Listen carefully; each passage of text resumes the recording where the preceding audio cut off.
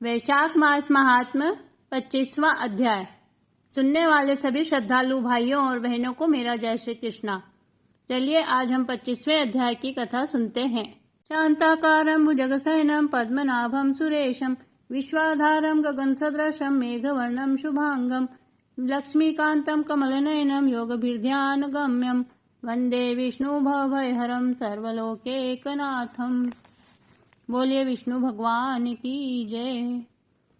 श्रुति देव जी कहने लगे कि हे राजन, वैशाख शुक्ला की अंतिम 3 तिथियां त्रयोदशी, चतुर्दशी और पूर्णमासी बहुत ही शुभ फल देने वाली है। तीनों तिथियां पुष्पकारिणी कहलाती है। जो यदि वैशाख में महीना भर तक स्नान न कर सके तो इन 3 दिन तक स्नान करने से पूर्ण फल मिल जाता है।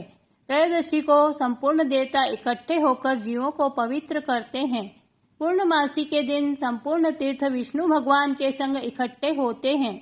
चतुर्दशी के दिन यज्ञ सहित सब देवता उन्हें पवित्र करते हैं। कोई कैसा ही पापी, चाहे ब्रह्मघाती हो या मद्यपान करता हो, ये सबको पवित्र कर देते हैं। प्राचीन समय में एकादशी के दिन भगवान ने अमृत उत्पन्न किया था। द्वादशी के दिन उसकी रक्षा की। त्रयोदशी के दिन देवताओं को अमृत पिलाया। चतुर्दशी के दिन दैत्यों का नाश किया और पूर्णमासी के दिन देवताओं ने राज्य प्राप्त किया।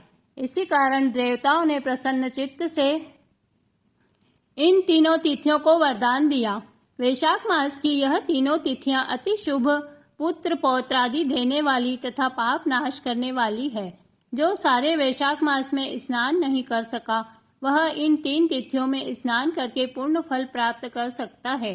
जो इन तीनों दिनों में भी स्नान नहीं करते, वे चांडाल योनि को प्राप्त कर घोर नरक में गिरते हैं। जो इन 3 तिथियों में गर्म जल से स्नान करते हैं, वे 14 मनवंतर तक रोक नरक का वास करते हैं। जो अपने पितरों और देवताओं के निमित्त दही और अन्न दान नहीं करते, वह प्रलय काल तक पिशाच योनि में पड़ते हैं। जो वैशाख मास में नियम पूर्वक कर्तव्य कर्मों में लगे रहते हैं, वह विष्णु की सायुज्य मुक्ति को प्राप्त होते हैं। जो वैशाख के सारे महीने में नियम पूर्वक न रहकर इन 3 तिथियों में शास्त्र विहित कर्म करते हैं, वे पूर्ण फल पाकर विष्णु लोक को प्राप्त होते हैं। जो मनुष्य देवता, पितर, गुरु और विष्णु भगवान के निमित्त स्नान दान आदि नहीं करते, वह इनको श्राप देते हैं। वे मनुष्य संतानहीन, आयुहीन और दुखी हो, ऐसा श्राप देकर वह अपने धाम को चले जाते हैं। यह तीनों तिथियां पुष्पकारिणी कहलाती है और ये अत्यंत पवित्र, पापों का नाश करने वाली, पुत्र पौत्रों को बढ़ाने वाली है। जो स्त्री पूर्णमासी को ब्राह्मण को खीर और मालपुए का भोजन कराती है, उसके कीर्तिमान पुत्र उत्पन्न होता है। जो इन ही 3 दिनों में गीता का पाठ करता है, उसको प्रतिदिन अश्वमेध यज्ञ का फल मिलता है। और जो कोई विष्णु सहस्त्र नाम का पाठ करता है, उसका फल तीनों लोकों में कोई नहीं कह सकता। पूर्णमासी के दिन जो सहस्त्र नाम के पाठ के एक एक नाम पर भगवान को दूध से स्नान करावे, तो उसके पाप नष्ट हो जाते हैं और वह विष्णु लोक को जाता है। जो सभी उत्तम पदार्थों से भगवान का पूजन करे, तो उसके पुण्य कल्पांत तक भी क्षीण नहीं होते हैं। जो कोई वैशाख मास में न स्नान करता है, न दान करता है, वह ब्रह्मघाती, पितृघाती तथा गुरु का नाश करने वाला होता है। जो कोई गीता का एक श्लोक या एक पद भी पढ़ता है, वह ब्रह्मत्व को प्राप्त होता है। तथा इन 3 दिनों में श्रीमद् भगवत की कथा सुनने वाला भी पापों में लिप्त नहीं होता। जैसे कमल के पत्ते पर जल नहीं ठहरता, इन 3 दिनों में भगवत पूजा, स्नान दान आदि करने से कितने ही मनुष्य देवता, सिद्ध और ब्रह्मत्व को प्राप्त हो गए हैं। या तो प्रयागराज में मरने से मोक्ष मिलती है, या वैशाख में नियम पूर्वक स्नान करने से। वैशाख की पूर्णमासी को स्नान करके नीले रंग का सांड छोड़ने से सब बंधनों से छूटकर धर्म, अर्थ, काम और मोक्ष प्राप्त होती है। जो दरिद्री ब्राह्मण को गोदान करता है, वह अकाल मृत्यु से छूटकर परलोक में परम पद को प्राप्त होता है। और जो वैशाख मास को बिना स्नान दान बिता देता है, वह 100 जन्म तक कुत्ते की योनि में पड़कर विष्टा का कीड़ा बनता है।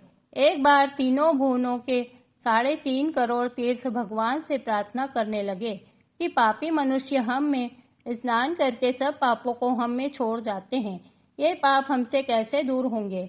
भगवान कहने लगे कि वैशाख मास में मेष की संक्रांति, शुक्ल पक्ष की अंतिम 3 तिथियां मुझको अति प्रिय है।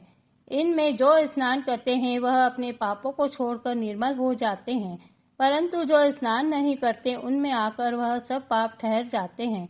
इस प्रकार स्नान न करने वाले तीर्थों के शाप से अधिक पापी हो जाते हैं। जो इन कर्मों को नहीं करता वह 14 मनवंतर तक नरक वास करता है। इस प्रकार यह संपूर्ण वैशाख का महात्म महाबुद्धिमान श्रुति कीर्ति के आगे कहा हुआ जैसा सुना या देखा है, वर्णन किया गया है। इसको पूरी रीति से तो ब्रह्मा भी वर्णन नहीं कर सकते। पहले शिवजी ने कैलाश पर्वत पर पार्वती जी को कथा सुनाई तो 100 वर्ष में भी पूरी नहीं हुई। श्री विष्णु भगवान जगन्नाथ श्री नारायण के बिना इस कथा को कौन कह सकता है? सब ऋषियों ने मनुष्यों की हित कामना के लिए थोड़ा थोड़ा इस महात्म्य का वर्णन किया है, परंतु किसी ने भी इसका अंत नहीं पाया। सो हे राजन, तुम वैशाख मास में दान आदि सत्कर्म करो, इससे तुमको निश्चय पूर्वक मुक्ति मिलेगी। श्रुति देव जी इसकी कथा राजा मिथिलेश से कहकर समझा कर जाने का विचार करने लगे तो राजा के हृदय में अति दुख उत्पन्न हुआ। फिर बड़े उत्सव के साथ श्रुति देव जी को पालकी में बैठा सारे नगर की परिक्रमा कराकर अंतःपुर में लाया और वस्त्र आभूषण गो पृथ्वी तिल स्वर्ण तथा और सब प्रकार के वैभव सामने रखकर हाथ जोड़कर सन्मुख खड़ा हो गया। तब महातेजस्वी श्रुतिदेव जी अत्यंत संतुष्ट होकर अपने धाम को गए। नारद जी कहने लगे कि हे राजा अम्बरीश, यह परम अद्भुत कथा मैंने तुमको सुनाई, जिसके सुनने मात्र से सब पाप नष्ट हो जाते हैं और सब प्रकार की संपत्ति प्राप्त होती है। इससे धर्म अर्थ काम और मोक्ष चारों पदार्थ मिलते हैं। तब नारद जी के ऐसे वचन सुन महायशस्वी अम्बरीश अत्यंत प्रसन्न हुए और नारद जी को प्रणाम करके विधिवत उनका पूजन किया। नारद जी राजा की आज्ञा लेकर चले गए, क्योंकि वह श्रापवश एक जगह ठहर नहीं सकते थे। राजश्री अम्बरीश भी राजा कथना अनुसार शुभ कर्मों को करते हुए निर्गुण परम ब्रह्म में लीन हो गए। सूत जी कहने लगे, जो पापों के नाश करने वाली तथा पुण्य को बढ़ाने वाली इस परम अद्भुत कथा को पढ़ता है अथवा सुनता है और सुनाता है, वह परम गति को प्राप्त होता है। और जिसके घर हस्त लिखित पुस्तक है उसके तो हाथ ही में मुक्ति पढ़ने अथवा सुनने की भी आवश्यकता नहीं। इति वैशाख मास महात्म समाप्तम। बोलिए श्री विष्णु भगवान की जय। अच्युतम केशवम राम नारायणम कृष्ण दामोदरम वासुदेवम भजे श्रीधरम माधवम गोपिका वल्लभम श्री जानकी नायकम श्री रामचंद्रम भजे श्री राधिका नायकम श्री कृष्णचंद्रम भजे। बोलिए श्री विष्णु भगवान की जय।